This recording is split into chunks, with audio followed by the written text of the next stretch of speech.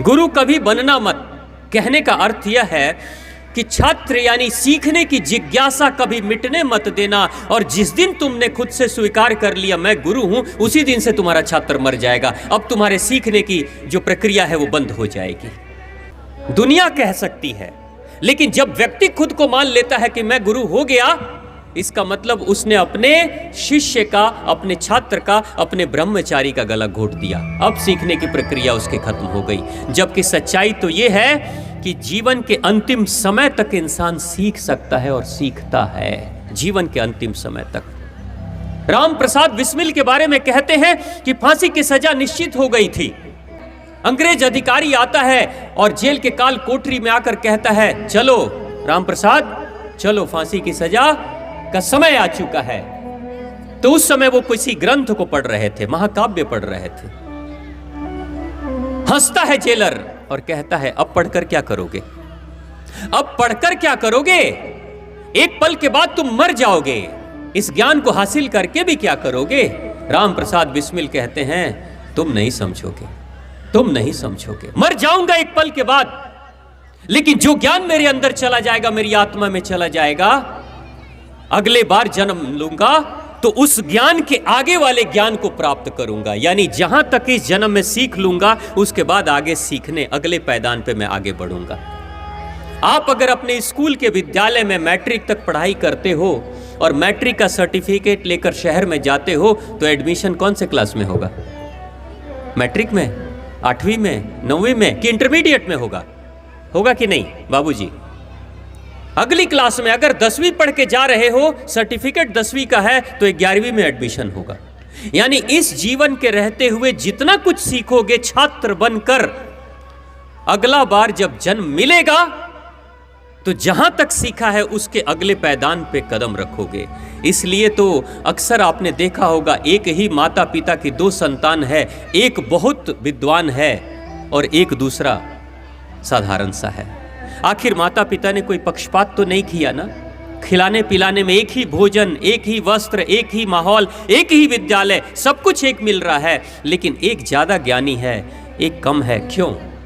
क्योंकि माता पिता तो भोजन एक दे सकते हैं, वस्त्र एक दे सकते हैं, घर एक दे सकते हैं, लेकिन पिछले जन्मों की यात्रा जो चल रही है ज्ञान संजोने की, वो यात्रा तो वो आत्मा खुद करके आ रही है ना। एक बच्चे ने कौन सी यात्रा करके आई है, उसकी यात्रा कैसी थी, उसके यात्रा के अनुसार से ही तो आगे की यात्रा चलेगी ना।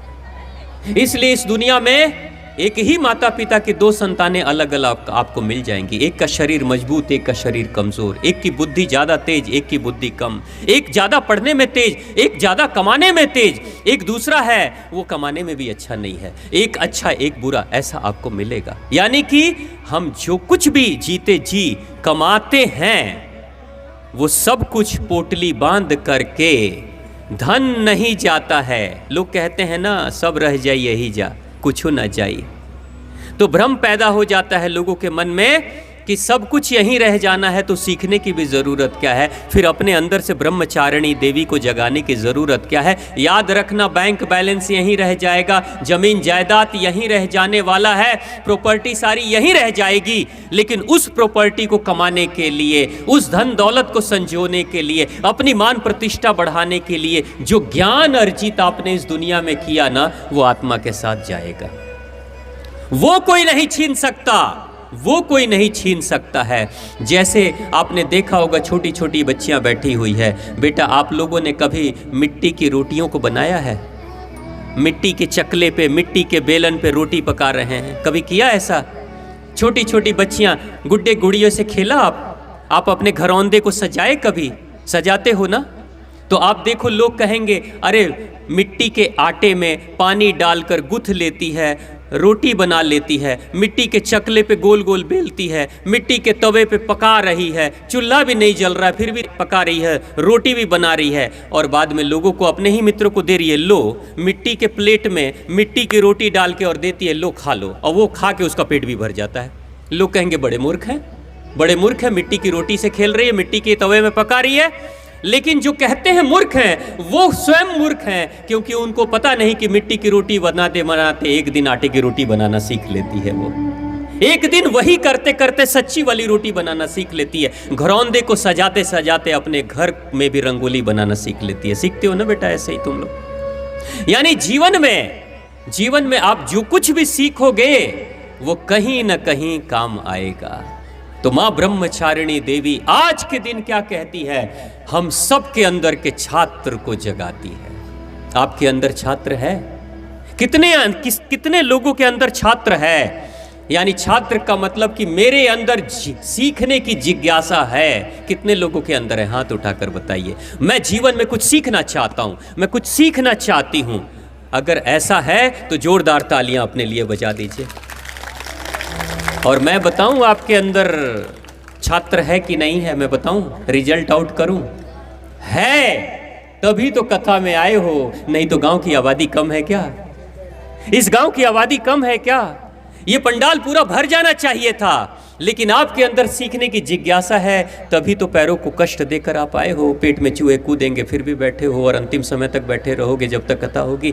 यही छात्र, यही मां ब्रह्मचारिणी है जो आपके अंदर से जागृत हुई और प्रेरणा देती है कि चलो स्वामी जी की कथा सुनेंगे, और सुनने के लिए आए हो। कई माताओं के कमर में, पैर में दर्द हो रहा होगा, पैर में झंझनाट हो रहा होगा, है ना, फिर भी ना उठेम ना जाएम ना बैठेम, है ना। यही है ब्रह्मचारिणी देवी। तो मां भगवती क्या कहती है? सिर्फ मेरी पूजा मत करो, सिर्फ फूल मत चढ़ा दो, सिर्फ अगरबत्ती मत जला लो, सिर्फ दिया मत जला लो, मेरे जैसा कुछ गुण मेरे अपने अंदर भी जागृत करो। जब मैं ईश्वर होके, भगवान होकर ब्रह्मचारिणी यानी ब्रह्मचारी की तरह मैं एक छात्र बन सकती हूं, तो तुम अपने अंदर के छात्र को क्यों मरने देते हो? यानी अंतिम सांस तक सीखते रहना है, क्योंकि जिंदगी की आगे की यात्रा बेहतर करनी है। तो प्रेम से बोलिए मां आद्य शक्ति, मां भवानी की, मां जगदम्बा, मां परम्बा की।